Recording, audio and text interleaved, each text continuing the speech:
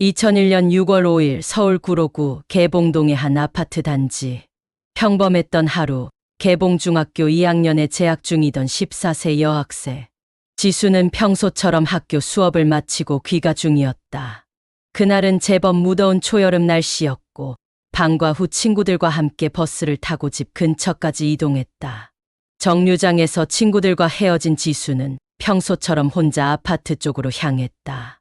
그것이 마지막 행적이었다. 이후 지수는 사라졌다.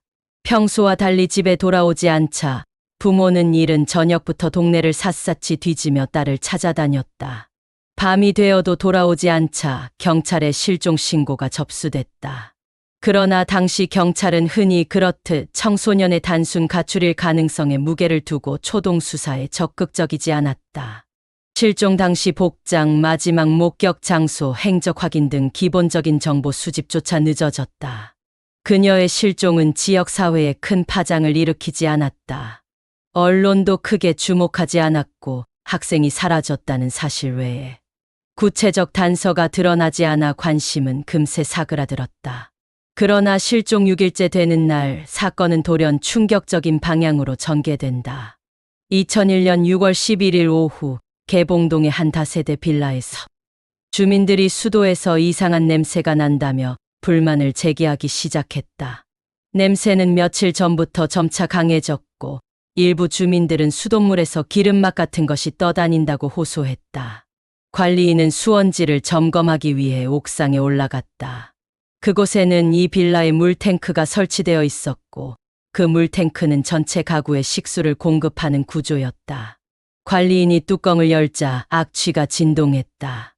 곧바로 물탱크 안에서 부패가 심하게 진행된 한 여성의 시신이 발견됐다.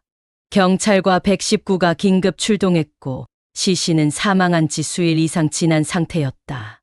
옷을 입고 있었지만 손과 발이 결박된 상태였고 시신은 이미 팽창과 변색이 진행된 상태로 신원 확인이 쉽지 않았다.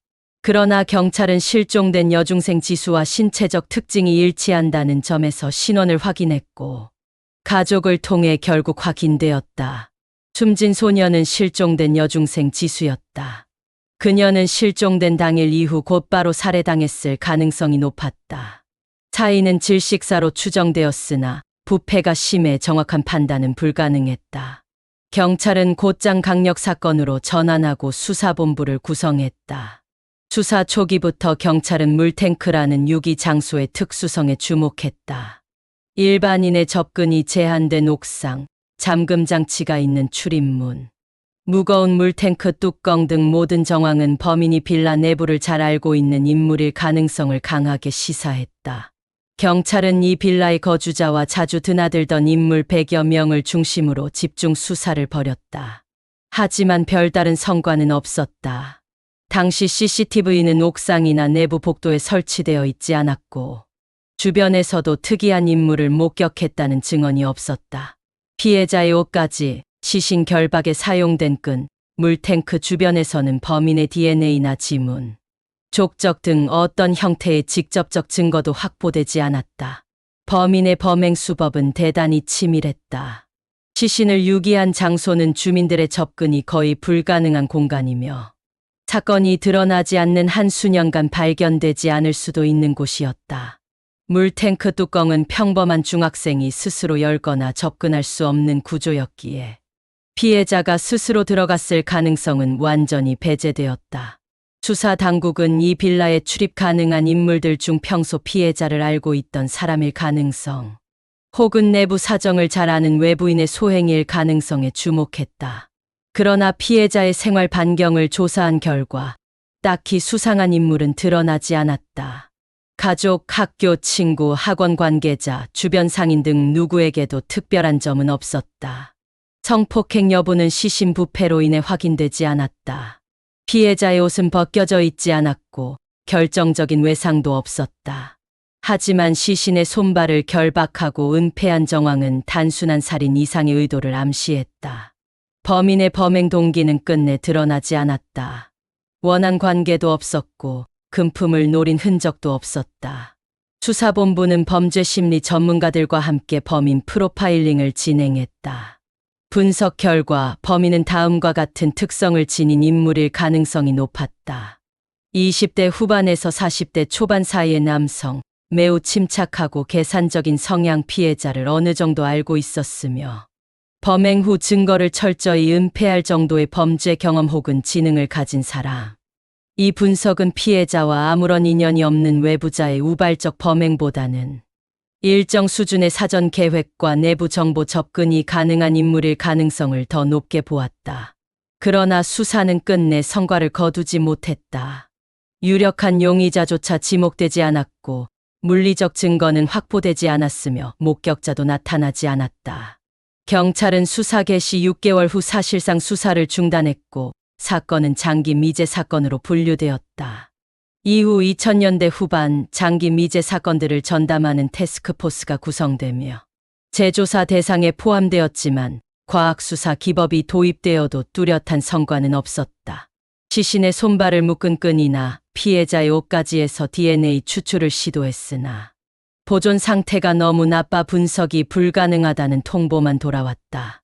피해자의 가족은 오랜 세월 동안 진실을 기다려왔다. 매년 6월이 되면 유가족은 사건 발생 장소 인근을 찾아 조용히 추모했다. 언론은 이 사건을 거의 다루지 않았고 사람들의 기억 속에서도 서서히 잊혀졌다.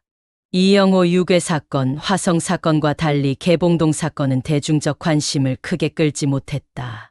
피해자가 여자아이였고 성폭행 여부가 불확실하다는 점, 사회적으로 큰 반향을 일으킬 만한 이슈가 없었다는 점이 언론의 외면으로 이어졌다. 하지만 이 사건은 치밀한 계획 범죄, 시신 유기의 극단적 방법, 피해자의 사회적 맥락, 그리고 완전 범죄로 남아있다는 점에서 한국 범죄사에서 가장 미스터리한 사건 중 하나로 손꼽힌다.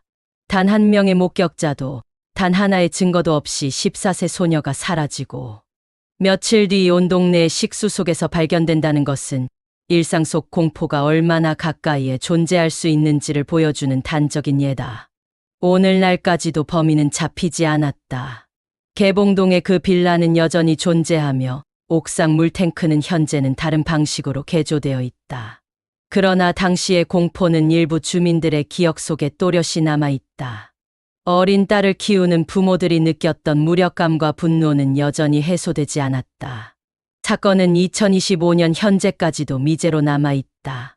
수사 자료는 디지털화되어 서울경찰청 미제사건 전담팀에 보관되어 있으며 사건 관련 DNA, 사진, 프로파일링 자료 역시 모두 다시 분석될 수 있는 형태로 저장되어 있다. 하지만 새로운 제보, 목격자, 자백, 혹은 기술적 돌파구 없이는 이 사건의 진실은 영원히 어둠 속에 갇힐지도 모른다. 한 명의 중학생이 평범한 일상 속에서 사라졌고 아무도 그녀가 죽는 순간을 보지 못했으며 아무도 책임을 지지 않았다. 사람들의 기억에서 잊혀져 가는 사이 진실은 조용히 물탱크 속으로 가라앉았다. 그리고 지금도 그 어두운 진실은 미궁 속에 남아있다. 공포에 떨며 짧은 생을 마감했을 어린 소녀의 명복을 빈다. 내용이 유익하셨다면 구독과 좋아요, 알림 설정 부탁드립니다.